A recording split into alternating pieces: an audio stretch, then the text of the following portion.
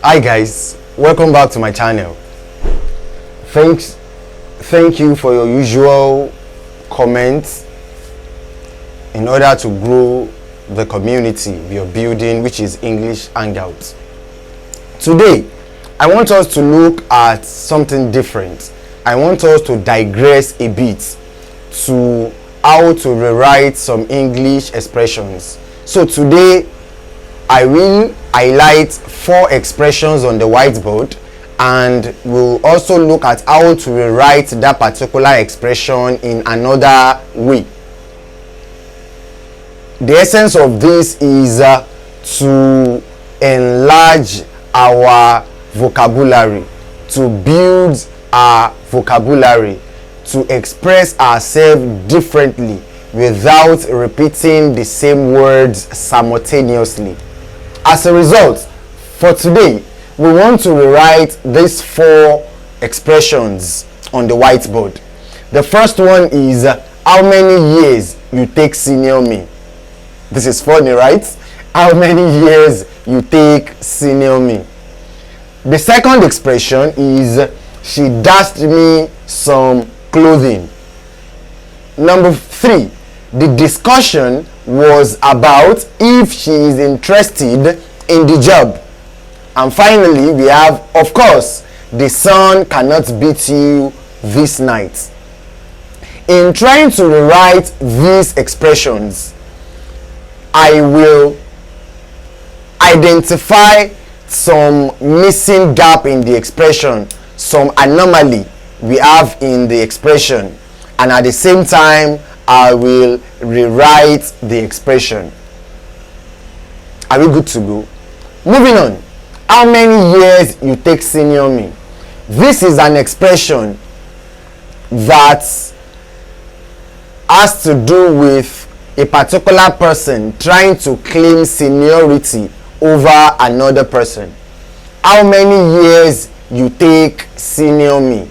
This also looks like a pidgin English, right? How many years you take senior me? But if you are to write this in a standard expression, you can have it in 2 forms. The first one is by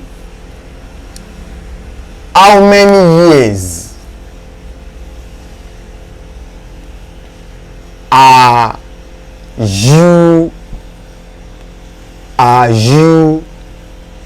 my senior.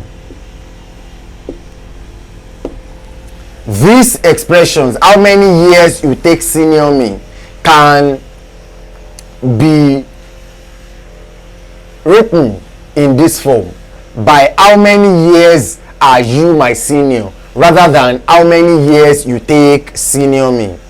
Also, the expression also can be written in this form: by how many years are you older than me. The first is how many years are you my senior.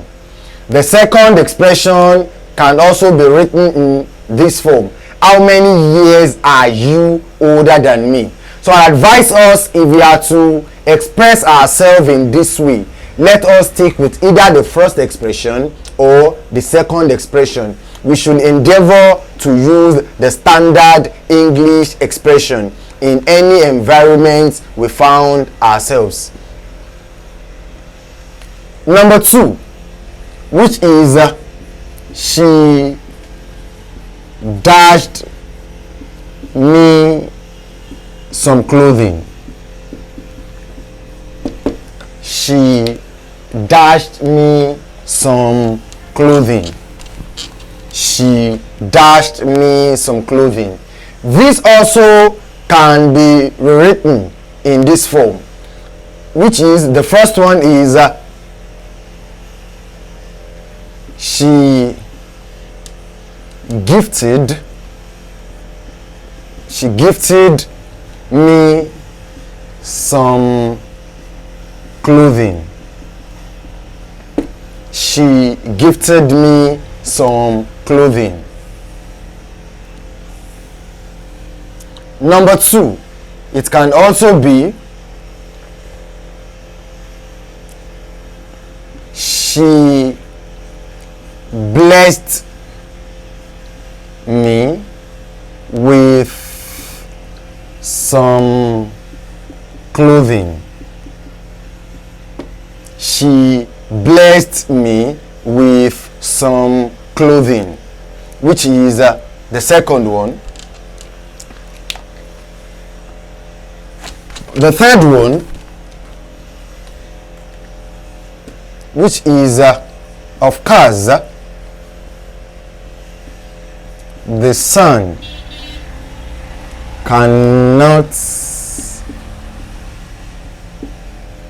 beat you this night. By looking at this expression, of course the sun cannot beat you this night, or saying of course the sun cannot beat you this night, the first anomaly that we have in this sentence is first this night. This night here is a bad grammar. Is a what? A bad grammar. Therefore it should be replaced with tonight. That is the first error in this expression. Number 2 is this part, which is beat. One thing I want you to know is that the sun cannot beat a person. It's either the sun beats down on a person or the sun beats down with a person. So another bad grammar that we have here is beats. The sun cannot beat you. The sun as the subject of this sentence cannot beat a person. As such, this sentence can be written in this form. Of course, the sun cannot beat down on you or with you tonight. So you can see there are some changes in the second expressions here. There are some changes here. Of course the sun cannot beat you this night changed to of course the sun cannot beat down on you, or the sun cannot beat down with you tonight. So we've tried to rewrite 3 expressions and the appropriate way it can be rewritten. We'll move to the final expression for the day. The fourth expression, as promised, as I said earlier, that we'll look at just 4 expressions and how to rewrite those expressions. The last expression for today is the discussion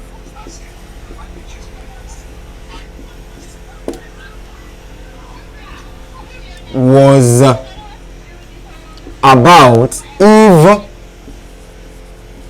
she is interested in the job. When we look at this expression very well, to a layman person, the sentence is okay. But if you are to look at the rules that govern English language, there is a fault in this expression.